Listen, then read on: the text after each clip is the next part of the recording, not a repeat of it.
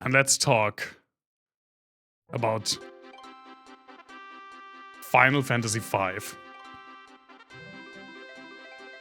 Let me adjust that a little bit for myself. That's better. Okay, let's talk a bit about Final Fantasy V.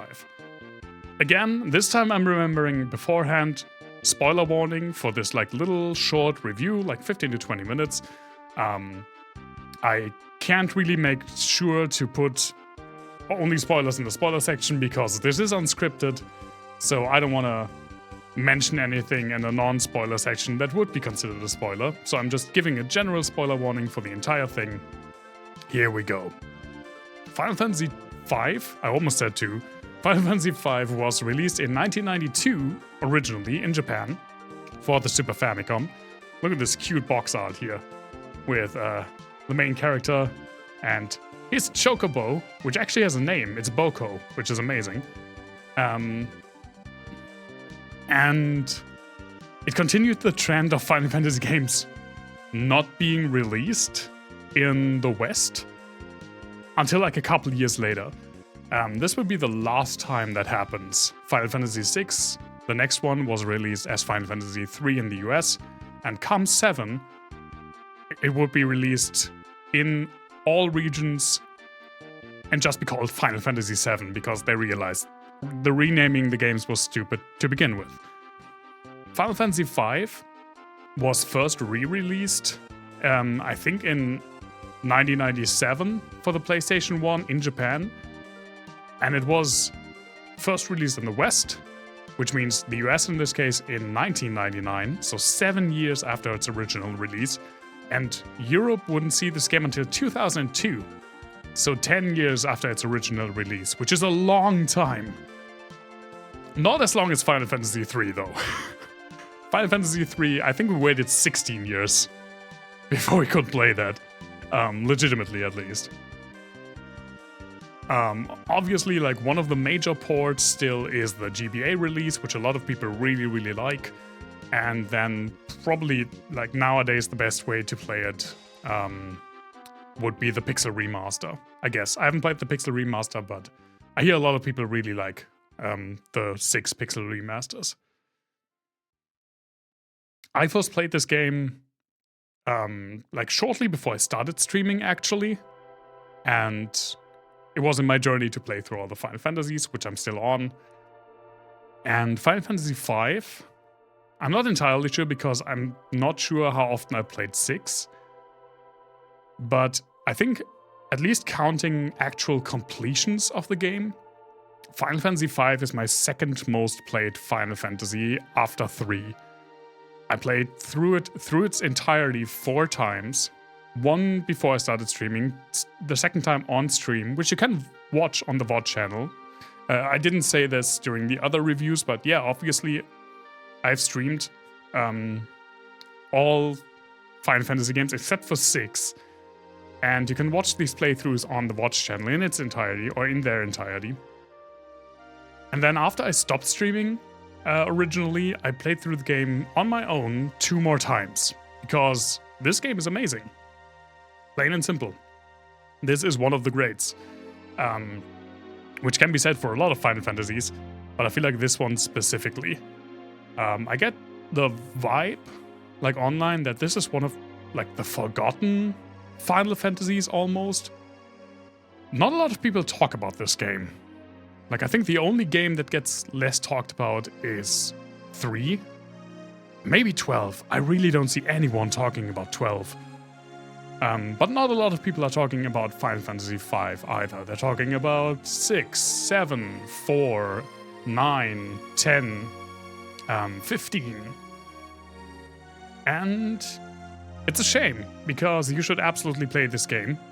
Thank you so much for the link, Kikon, to the VOD channel. And yeah, let's just get into it and discuss this game a little bit. The big thing about Final Fantasy V... Oh, and the music channel, thank you so much. Really appreciate it. The big thing about Final Fantasy V is the job system.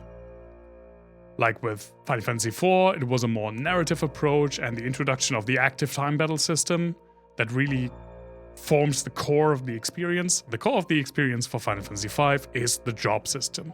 Now, that wasn't anything new, of course. The job system was first introduced in Final Fantasy III, as you may recall. But 5 really cranked it up a notch, and I haven't played Tactics. Tactics also has the job system, and a lot of people like the implementation of the job system in that. And I think 12, at least the remake, also has a job system. But 5 is what people think of. The type of job system that people think of is from 5, where you switch between different jobs and you get not only active abilities but also passive abilities, and you can put a certain number of passive abilities onto other jobs. So it makes sense to cross different jobs because you can create like your own unique playstyle and not just switch from one fixed playstyle, a job, to the next one. You can, I don't know, grind out Red Mage, which takes an insanely long time, but at the end you get dual cast, where you can cast 2 spells in one turn, and then you can switch class, but equip dual cast, and suddenly you have, I don't know, a warrior that can dual cast.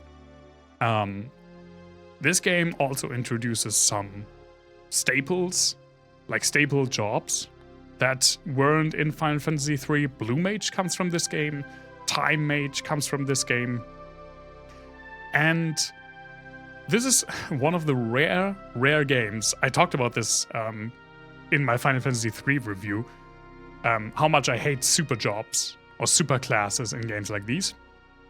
Final Fantasy V does it right, because the quote-unquote super job, the freelancer, which is basically just the default state of the characters, how good it is depends on how much and how diverse you level jobs. Because it takes the best stats across all your classes, all your jobs, and puts them onto the freelancer class, which is amazing. If you do something like a super job, make it so that what I do with the other classes or the other jobs actually matters. And this game does that. That said, this game can be a bit grindy, and since the focus is on the job system, the rest of the gameplay is pretty standard, pretty much what Final Fantasy IV introduced, like active time battle system, the turn-based combat, random encounters, dungeon crawling, etc. All the good stuff. Graphics-wise, this game steps it up like a tiny notch, I feel like, from Final Fantasy IV. It's understandable that there's not a huge leap, because this game came out really, really soon after Final Fantasy IV, which is why it wasn't ported to the West originally. I think when this game came out in Japan, Final Fantasy IV wasn't even released in the US yet, so they just skipped it, because it was so soon after. That said, I think there are some sprites, especially overworld sprites, that while they're not better from like a tactical perspective, the style is a bit more coherent, in my opinion at least. And especially some of the like big boss sprites look amazing, even more so than in Final Fantasy IV, in my opinion. And you can see that I'm a big fan because, not to like point myself out, but my little pixel pen here, he's not a 100% trace, but you can see that he's based on Galuf from this game. I mean, I've said that before. I'm not ashamed to admit that. I did tweak him a little bit though. I'm not that shameless. But yeah, you get a party. It is a Super Saiyan. Thank you for noticing. I did my best, which come graphic design is not a lot. You get a party of 4 characters, and they are, except for one like exception that we go through in like when we talk about the story. they're the same characters throughout. So it's not like Final Fantasy IV, where the party composition switches in some places kind of rapidly, depending on where in the story you are. You pretty much play the game through with the same party composition all the way through.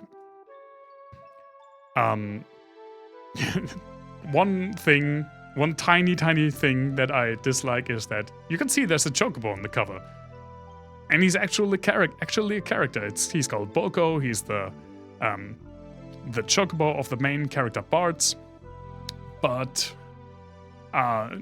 he doesn't really do anything. Like, he's there for a very short part of the game, which is a shame. I would have loved to have a constant chocobo companion. Music-wise, this is, I don't want to say middle of the road, because we are listening to the music in the background, and it is amazing. Can actually just get it a little bit higher. But I think it's mostly on the same level as Final Fantasy IV. Like, they weren't really able to yet push further. Like with the graphics. It was so soon after Final Fantasy IV. But it's amazing work, of course. Nobuo Uematsu does wonders with the Super Nintendo sound chips. And especially one track. Like with Final Fantasy IV, it had the one track that really stands out, which was the boss theme. Final Fantasy V has the same thing, which is called Battle on the Long Bridge, I think, or Battle on the Big Bridge, on the Great Bridge, something with bridge. And it's fantastic. If we're getting to it, I'm just letting this run through. If we're getting to it, I will point it out. Overall, a great soundtrack. But I feel like it's not where it will be when we talk about Final Fantasy VI. And it also doesn't have the serenity and impressive compositorial structure that the Final Fantasy III soundtrack had, with the limitation of the Famicom. That said, still an amazing soundtrack, and it just, you immediately know you're in a Final Fantasy game, as you usually do. Final Fantasy IV gets praised as being the first one to have an actual focus on the narrative, which I guess is true. But in my opinion, Final Fantasy V is the first game in the series that has an actually good story. It's not a great story, it's like a perfectly fine 7 out of 10 story. Which is something that the series didn't really have before. You're still crystal focused, as we like to call it. The first 5 games are all focused. Well, 2 not. 2 doesn't have any crystals, because of course it doesn't. But 1, 3, 4, and 5 are focused on the crystals of the elements, and they're getting destroyed, and this jumbled together party wants to stop it. There's an evil force that's trying to destroy the element crystals that hold the world in balance. And our party, which is comprised initially of 4 characters, Bart, who's a mercenary wanderer type, camps in the wilderness and does whatever, has a cute little chocobo. Lena, who is the princess of the Wind Kingdom. Ferris, who is a pirate, which immediately is amazing. And Ferris has this little subplot, which is solved insanely quickly, but I think it's still neat.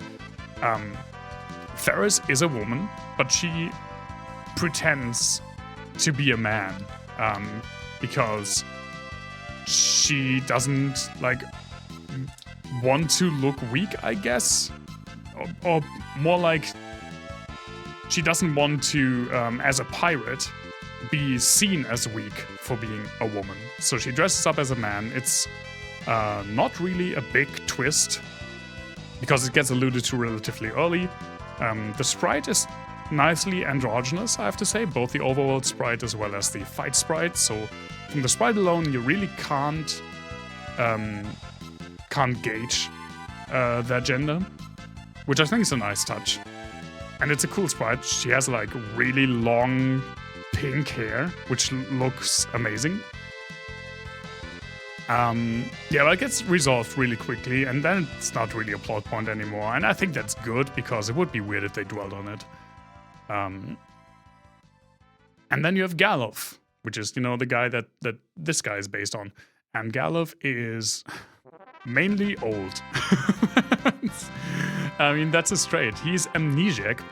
The game starts with him landing in a meteor, which is a spaceship, on the planet, and having no memories. So for the longest time, it takes a while to get his memory going. He's remembering like bits and pieces, and his state of mind is actually a really important plot point, because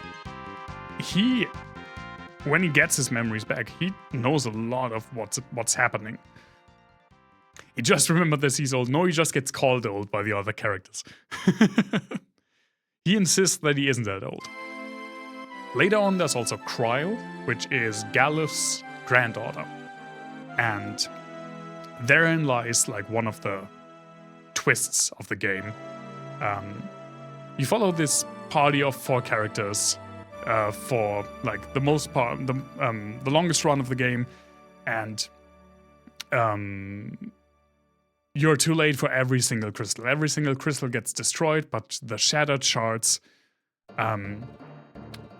eventually give you like more abilities. They give you more jobs. And you eventually find out that there are 2 worlds, and Galuf is from the other world. You find that out when Cryle arrives. It is kind of frustrating. It's meant to be frustrating. And when Cryle arrives, Galuf remembers that he's from a different world, that the worlds were split in like eons before, because they were fighting an entity called the Void, and they split and mirrored the crystals of the elements to create 2 worlds and trap the Void in the middle between them, so it can't reach either one. But a tree, which is simultaneously very funny and kind of a cool idea. Like in the world where Galuf is from, they use a tree to banish evil spirits into, and eventually they pretty much filled up the tree. So it gains sentience, and that is the antagonist of this game, who's called X-Death, which is also amazing.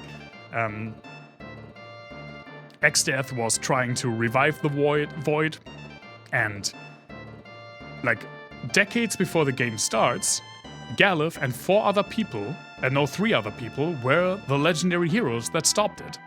So Galuf is part of this like earlier generation, and passing his duty on to the next generation is part of the story, which I really like.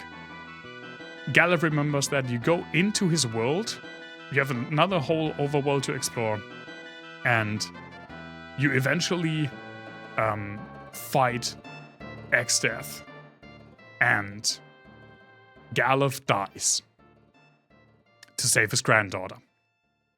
Which was a big shock. You're like 65-70% through the game, and one of your characters just dies. And it's not like Final Fantasy II, where death doesn't matter because it happens so frequently. And it's not like Final Fantasy IV, where you have like 7 fake-out deaths, which have no emotional impact because eventually you know it's just a fake-out. No, this really hurts. You've spent a lot of time with this guy. And even though the characters are like basic, I guess, they're not bad. They're like charming and they're interesting. They have their struggles, they have their character traits, and he's dead. But then Cryle takes his place in your party again, moving like the duty from his character, from his generation to the younger generation. And because it would be fucked up to have it otherwise, to have all that, like, progress go to waste, she inherits the job statuses from Galuf. So whatever jobs you leveled on Galuf, Kryl gets to. And then that's the party composition for the rest of the game. If they don't GRR mark it, yeah, exactly. And it's, again, I feel like this is the first death in the series that really hits. Because Galuf is a cool character. I really like Galuf. He's a stereotypical, like, older, kind of pervy, wisecracking amnesiac / mentor. Like, he has a lot of, like, stereotypical character traits that get rolled into his package. But he's a great character. Not great, he's a good character. Yeah, I do like him. And then you go back to, with Kryl in your party, you go back to X-Death's castle and you defeat him. And then you're really happy you just beat the big bad. Kryl makes an, like, offshoot comment about how she got a splinter during the battle, whatever. You go back, you celebrate. Kryl and Bards leave the party. And then the splinter. Remember how X-Death was a tree? Yeah, the splinter is X-Death. The splinter that Kryl gets, which is one of the weirdest story plots in all of Final Fantasy, I feel like. This, like, splinter that she gets just reforms into X-Death. Kinda. And goes through with merging the worlds back together to release the Void. And succeeds. Which is really cool because then you actually see, like, both world maps get overlapped. And they, I mean, because they originally were one world, they do fit. And they, you know, have all of the, like, settlements and dungeons from both worlds into one. And bit by bit, X-Death, like, seals away or destroys settlements and parts of the world, now merged world. Pretty much, yeah. And you then farm legendary weapons, go back to X-Death, who's now, like, fused with the Void, and defeat him. And there's actually a neat little thing at the end. Depending on how many characters were still standing in your party at the end of the final fight, the ending changes. Like, the characters that are dead at the end of the last boss fight are actually dead in the ending. Which is also, like, bittersweet. I like that. I like that a lot. The story, again, except for some weird turns, which are more funny than dramatic, is a really, really good story. Like, it's a sufficing fantasy story with some twists that you wouldn't see coming for the first time playing through it. So I think this is the first, like, good story in the series. Characters are nice. This game introduces some things into the series for the first time. Gilgamesh comes from here. He's a mainstay character in the series going forward. And a lot of the game he's a summon. The job system was refined in this. There was something else that I'm now not remembering. Oh, super bosses, of course. This is the first game with super bosses. Re-releases of earlier games would include super bosses. I mean, I guess you could count Warmag in Final Fantasy 1, which is kinda a super boss. But it's an RNG fight. This game has, like, reliably encountered super bosses. You got Omega, which is a mech that roams part of the last dungeon, and you have to avoid him, or else you will probably die unless you grind it a lot. Which is, you know, it's fair. You see this robot, they tell you, oh, this looks strong, better avoid it, better sneak past it. So you avoid it, fine. And then you have the frickin' dragon, who's just randomly in a chest. like 5 meters before the final checkpoint. Just as like a giant fuck you, I guess, because I definitely was like, oh, there's the safe spot. I'm just going to get this chest. Yeah, and then you die because he kills you in 2 attacks. And then you're getting sent all the way back. It's like 40 minutes of retreading, which I respect. That's a move that I respect. Overall, this game's probably like one of the best out of the first 7 Final Fantasies. For me personally, it's probably the second best, behind 6. I also really like 3. 3 and 5 are kind of similar for me, even though they have very different vibes. It's not just because of the job system, but the job system has something to do with it, because it allows like customization of the party in a way that I really like. So, both, if I want to have like a more coherent narrative structure and generally better gameplay, I tend to play 5. And if I want to have like this very melancholic, like sort of eerie vibe, and also I want to go on an adventure with my friends, I play 3. And yeah, 5 is amazing. I can only recommend you play it. I'd actually recommend playing the original release with the official GBA translation superimposed on it. There's a ROM for that online. But obviously, you can also just play the GBA version, or nowadays just the Pixel Remaster. Great game. One of the best Final Fantasies. Highly replayable. And I were remiss if I didn't mention the 4-Job Fiesta, which is a yearly charity event that people can partake in, where they get randomly assigned 4 jobs, and those are the only jobs that they can use for the entire game. Great idea. It's really fun. It's really fun to watch people attempt it. It's really fun to see like pros attempt it, or usually beat it. But yeah, this is a game that I can just like always put on and have a good time. I should replay this. Like, I don't get the urge to replay Final Fantasy 1 a lot. I don't get the urge to replay 2 or 4 at all. 3 and 5 are the games that I just casually on my own replay. Now, before I end this really long review, holy shit, it was almost 30 minutes, I'm sorry. I try to be short, I'm usually not.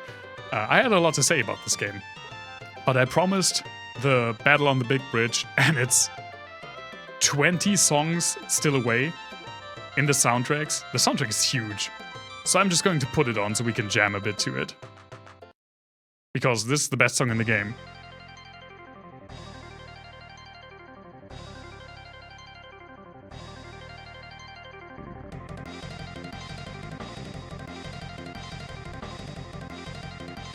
God, I love this song. We're not even at the good part yet.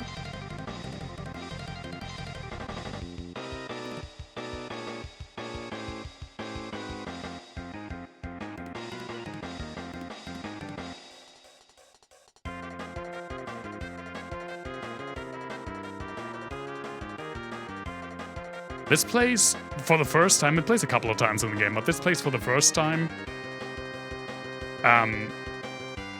when you're escaping Exdeath's castle, and you have to like run over a big bridge, and it's a gauntlet. You're like constantly bombarded with enemies, and the entire time this like really driving song plays in the background. I love it so much. This is the best song in the game. Okay. But enough of that.